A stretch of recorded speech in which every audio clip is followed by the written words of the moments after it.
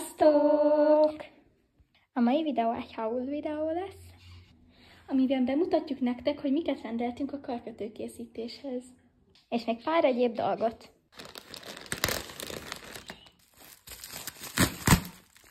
Ezzel le lehet mérni, hogy mi hány centi. És ezt gyorsan összerakjuk. Kész is van. Ez pedig csomagoló papír. Ez pedig egy telefontartó. És akkor ez ilyen.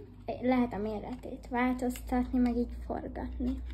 Ebben a matricákat fogjuk tárolni. Ez is ilyen csomagolós.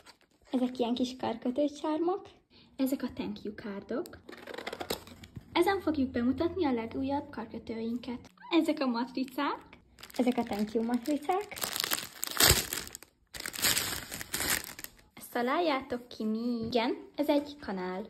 Én rendeltem magamnak egy telefontokat is. Ez pedig egy kis ilyen ceruzatartó. Ez pedig egy ilyen töltőre kell rakni. Ezt magamnak rendeltem, de ajándékba vettem egy ilyet Ezzinek is. Kész is lenne. Berendeztük az íróasztalt. Be is mutatjuk.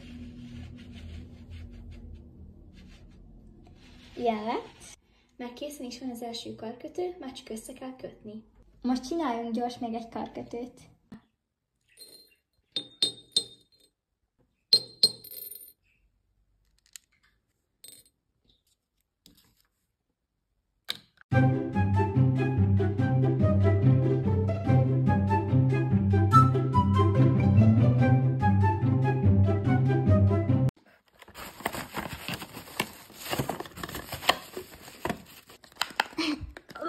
Menni fog. De meglepetésben. Kész is lenne. Egyszerre mondjuk. Aha. Ne. Jó, oké.